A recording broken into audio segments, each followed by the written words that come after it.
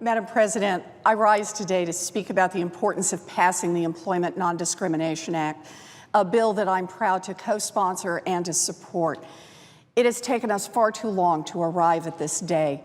For nearly 40 years, members of Congress have worked to pass legislation that would protect LGBT Americans from discrimination in the workplace. Much has changed since Bella Abzug introduced the Equality Act of 1974.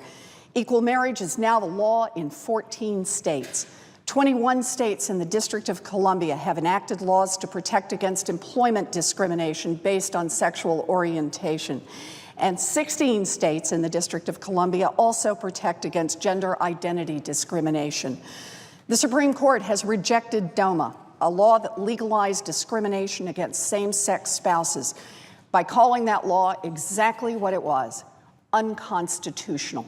And yet, in the face of all this progress, nearly a half century since Congress first enacted Title VII of the Civil Rights Act, prohibiting employment discrimination based on race, color, religion, sex, and national origin, we still have not extended these basic federal protections to LGBT Americans.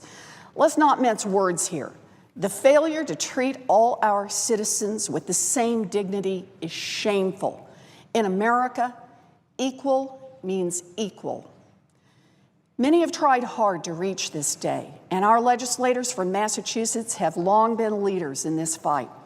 Senator Ted Kennedy and Congressman Barney Frank both spent decades working on this issue. Senator Paul Tsongas from Massachusetts introduced the first Senate bill to prohibit employment discrimination against LGBT Americans all the way back in 1979. It is all the more shameful that it has taken us this long to arrive at this day, because Americans believe in equality. According to one survey, some 80% of Americans believe that it is already illegal to discriminate against workers based on their sexual orientation or gender identity.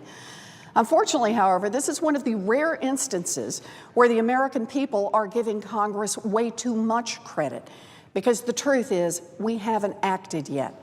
And the consequences of congressional inaction remain all too real for millions of LGBT Americans. Despite the successful efforts in many states to pass non-discrimination measures, Americans living in over half the country can still be discriminated against in the workplace based on sexual orientation or gender identity. And it happens.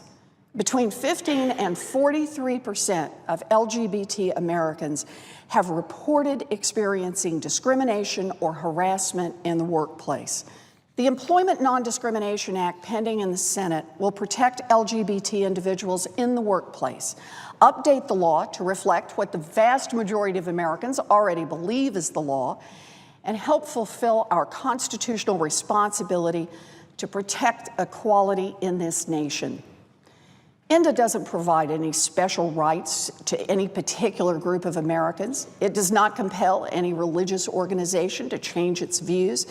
It just creates a level playing field for LGBT workers. It makes sure that all workers are judged by the work they do, not by who they are or who they love. Shortly before his death in March 2009, Senator Kennedy joined with Senators Merkley, Collins, and Snowe in what would be his final attempt to push bipartisan legislation over the finish line. At the time, Senator Kennedy eloquently explained his continuing support for ENDA by noting that the promise of America will never be fulfilled as long as justice is denied to even one among us. Those words were true in 1974 when Bella Abzug introduced the Equality Act. Those words were true when the Senate came within one vote of passing ENDA in 1996. Those words were true when Senator Kennedy offered them in 2009. And those words are true today. The promise of America will never be fulfilled so long as justice is denied to even one among us. We deal with a lot of different kinds of legislation in the Senate. This week we have a chance to vote on a law that is a measure of who we are as a people and what kind of world we want to build. I believe in a world where equal means equal, and that's why I will be voting to outlaw employment discrimination against my neighbors and my friends. Senator Kennedy, Senator Tsongas, and Congresswoman Abzug are no longer with us, but like so many others, they fought hard to get us here, to get us one step closer to equality for all of us. It has taken us far too long to arrive at this day, but we are here now, and we are not going back.